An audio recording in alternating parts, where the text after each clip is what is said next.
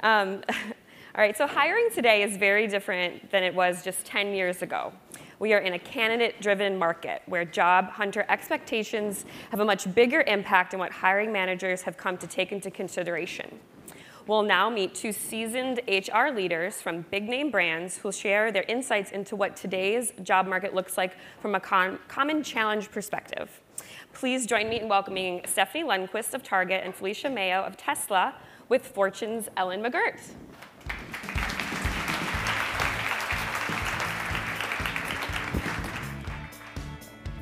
Good morning.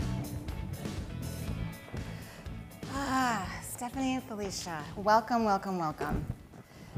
So one of the interesting things I was thinking about as we were prepping for this panel is how different your two companies may be, but also in many ways alike. Two big brands, two beloved and important and embedded in our imagination in some very interesting ways. One well-established, many decades here, one relatively new, a unicorn, but exiting that all sort of chaotic startup phase. But both of you are taking on diversity and inclusion work early in your lifespans. So I thought that would be an interesting place to start.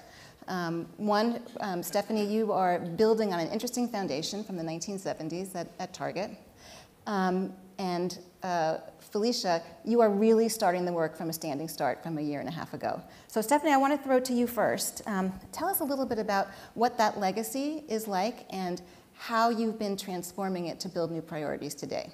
Yeah, first of all, it's a pleasure to be here with such an incredible room of women, so thank you for that. We have a great legacy at Target to work from relative to diversity and inclusion and a priority around our workforce and its contribution to that. But you know, it probably starts, and I should start with our brand, because it really is about our Target brand and the fact that we are at our best when we are inclusive for all, that we create equal access and opportunity to great products, services, experiences. You know, you may not know this, but 85% of the US shopped in a Target store last year. So it really is about creating an environment of inclusivity and an environment where everyone has access to great design and products and services. And so with a brand like that, we've had to be very holistic about our diversity and inclusion strategy as well, which certainly starts with the products that we carry, making sure that it represents the communities that we're in, whether it's our beauty selection or our toy selection and multicultural dolls, like really making sure that we bring access to a variety and the right products to our guests, what we refer to as our consumers. And second is about having the right workforce. Right. And that's been a huge priority for us for decades, but continues to be something that we have to cherish, protect, and work on every single day. And then the third is we've had a long history of really making sure that we think about the communities in which we serve and do business. And you probably know about that relative to our giving, millions of dollars a week, 1 million hours of volunteering a year, but you may not know that we do that very intentionally. Over half of our giving back to communities goes to underrepresented communities of color. And we think holistically about our suppliers. We do business with over 650 minority-owned businesses as suppliers to Target. And that's through really deliberate, really intentional, holistic efforts. But it's built on an incredible legacy. I can still go through and look at much of our history and see clippings and articles decades ago about us being the first to recruit and hire women and minority business leaders to our board. And so we have a long legacy that we work really hard to cherish, protect, and build upon. That's good. That is a great start. So I'm going to dig in with some interesting follow-up questions there. But Felicia, I want you to take us back to a year and a half ago. Yeah. You walk into Tesla, and Tesla is this extraordinarily fast-moving, chaotic environment. How do you start a diversity and inclusion program? First, you observe. Okay. You come in and you really try to observe the different workforces that are represented at Tesla, which is very unique in Silicon Valley. You also observe the leadership and you look across the company to just see what's happening now. Really, I found that we are a 40,000 plus startup company. and we operated as such. And so to be able to get all of that observation done and then say, okay, now it's time to get down to business and have a strategy. Because of course, startup companies, you don't have a year to observe. You have maybe 30 to 60 days, and not really, right? And so while you're observing, you're actually formulating the strategy that you'd like for diversity and inclusion overall, which is what I did.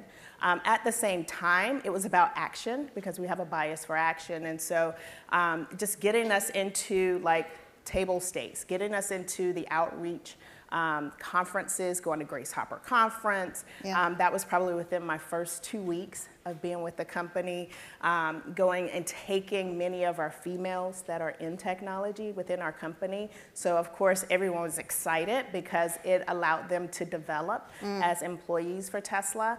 And I think overall, just looking at, again, the foundation of the company, really building out the structure. So not only was it about developing the strategy, it was more so too about, hey, how do we amplify the voices here at Tesla?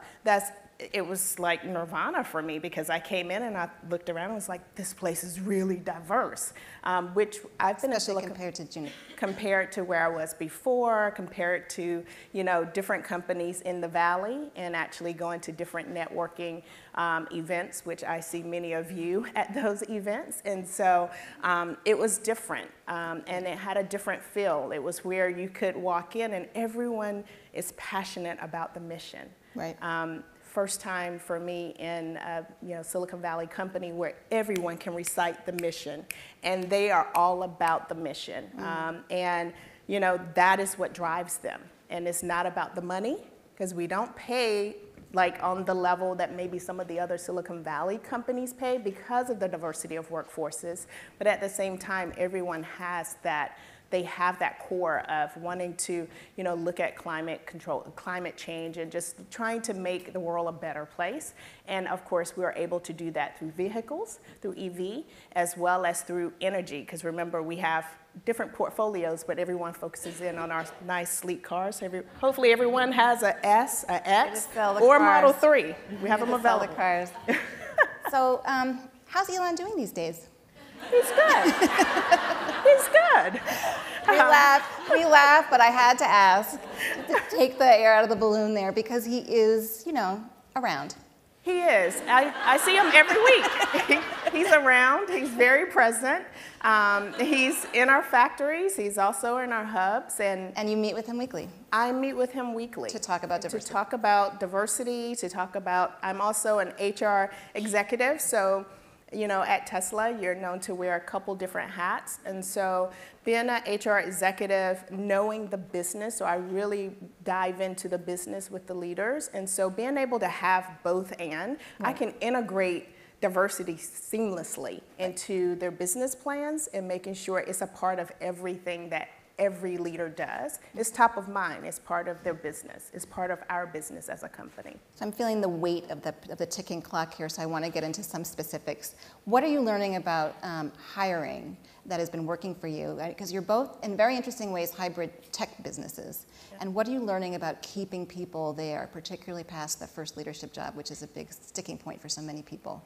Stephanie, you want to jump in? Yeah, I'd love to start. Oftentimes you may not think of Target as a tech company right off the bat, but just to give you an appreciation, we have almost 3,000 engineers, and those engineers get pretty jazzed when they start to realize we have 30 million consumers that come in our stores every week. Data scientists, engineers, they love the problems that they get to solve when you think about our massive supply chain, our automation, and serving that kind of quantity of consumer every single week. So we have a huge kind of tech business, tech company, but that doesn't mean hiring and making sure it's a diverse one is very easy. It's actually incredibly hard. We are home-based in Minneapolis, Minnesota. We also have a headquarter in the Silicon Valley area. And it has definitely not been easy to make sure that we have the gender and diversity that we aspire to in that space. But what I would say that we really focus on is setting bold goals and not resting until we hit them. So a couple years ago, we set the goal that for every entry-level engineer we hired, 50% would be female. And we've hit that goal. And we're incredibly proud of that. Thank you. And it's with really deliberate focus and efforts on where we go to hire, how we go to hire, how we help build the pipeline. But we also want to make sure that they make it through the pipeline. So we created a immersion program that helps support women and minority engineers before they're in their first manager job. So it really starts to accelerate their readiness for that first manager job, and that's proven to be very, very successful for us. And certainly tech isn't the only place where we want to make sure we double down and improve our diversity representation and inclusion, certainly in supply chain and operating roles, finance. There are pockets that we know we can do better, and so we're taking our learnings, we're applying it to those spaces, and it's allowing us to not only make incredible progress and get incredible results, but it's also allowing us to then be surgical about, okay, now that we've made such great progress in tech for females, well, now we can get even more surgical and say, you know what? We know we can also do better with African American and Hispanic talent in tech. We know that when we set bold goals, we hit them, so we're going to do that. So that's some of the things we've done. So Felicia, to follow up, you're doing really well with younger employees, younger recruits, military veterans. It's really interesting, the groups that you're attracting. To widen that lens, what is your best advice for someone who may have non-traditional credentials, but is deeply embedded in innovation and technology to signal to an employer that they are prepared for an innovation job? Yeah, leverage your hobbies. Many individuals have hobbies like coding. You may say, hey, I'm just trying my hand at coding or building drones or things of that nature. Don't forget about that hobby that you have, because that is your passion, and that is something that like a Tesla can leverage in our factories, where we're always looking at automation, where we're always coding for our cars. And so always, I would say, look at yourself holistically and not just what you went to school for. Or, even if you didn't go to college, it's okay.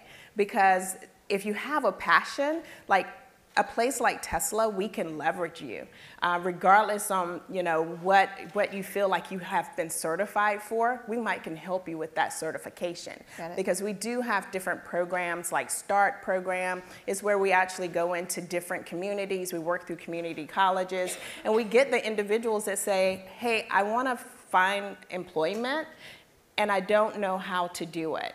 And so we actually provide a period of time, it's about 12 weeks, where they will go through and learn all about Tesla. And from there, we certify them, and then they're able to get a job with us. There is a long con for us, for sure, but we want to make sure that we are able to allow diverse individuals to come into Tesla. That is our focus, regardless on if you're female, if you're African American, Hispanic, Latina. We want everyone to come and be a part of our mission that we have. Okay, I'm about to open it up for questions, so get ready. You know how, oh, yes. I will start right now then. The mic is coming to you. Here she comes. Here she comes. It's like, the price is right. Come on down. Well done. Thank you so much. Both of you have been so awesome. And tell us your name, please. Hi, I'm Rashmi Rao. I head the Autonomous Engineering Group at Samsung Harman. One of the questions I have is, I've been in tech all my life, and it's 21 years right now. The hardest thing is not, it is hard to get into tech, but it is even harder to be in tech. And this is from my own personal experience. And it is almost brutal. It is brutal. And as you start climbing the ladder, it just gets harder and harder and harder. And so I would really like to know what, from an HR perspective and just from a culture in a growth perspective, what should the entire industry be doing to make it better? And I know we've spoken about it for decades, but it is still not better. It is not. And so what is it that we could do now that would really help make it better from 10 years from now, so that women are not having the same conversations again? Yeah, Okay, so I'll take that because I remember you from yesterday. I'm always listening out. Definitely, I think that in working in the Valley, there are challenges with females and retaining females. So I'm looking at it from an HR perspective, right? Trying to retain females. So making sure that we have employee resource groups available. That's not the end all be all, but definitely having a sense of connection and being able to have executives that are female that you can actually use as a resource, but most importantly, be able to see female leadership all the way through the chain, right? So right now we have our first chair of the company is a female, Robin Denholm. So we're very excited about that. And of course, she's already reached out and just making sure we have connection points there. So making sure as a company that you can see yourself and you can actually see others that look like you in that leadership track, if you will. The other part of, just being a female in tech and it being challenging is also the culture of the companies in which you're a part of, and the CEO making it very easy, having a bias for action. You know how we had the speaker yesterday talking about hotshot moves, right? Being able to say, yep, making that change. That actually is something I experienced at Tesla, where I was working with the CEO on a weekly basis and didn't ask about career development, was just bringing my A game, which everyone has to do at my company, but immediately promote it without me knowing a bias for action. Making sure that, okay, I'm gonna promote you because you have the talent, and you have the excellent talent, you align with that profile that I'm looking for, but at the same time, I have the wherewithal of knowing also, I want to make sure I have a diverse leadership team here in my executive team. So with 30 seconds left, we're going to have to ask you to solve the misery in tech for women. Thank you, Stephanie. Solve it. Well, I love the question, and there's been a lot of dialogue around culture, and I think too often we look to the single female leaders or the single diverse leaders, and we put so much weight on the solution coming there. And I think one of the things that's so important is recognizing that every single person in your organization, from the top to the bottom, plays a role, to every entry level, to how you create teams and the environment plays a role in solving this. One of the things that we've done is we've rolled out bias training to the entire organization at Target so that everybody recognizes that they come with a set of biases, that they're creating the culture whether they know it or not. And that awareness is so essential to creating the entire environment and making sure everyone, no matter who you are, you feel responsibility to helping solve that problem in your organization. So really the work ends with all of us.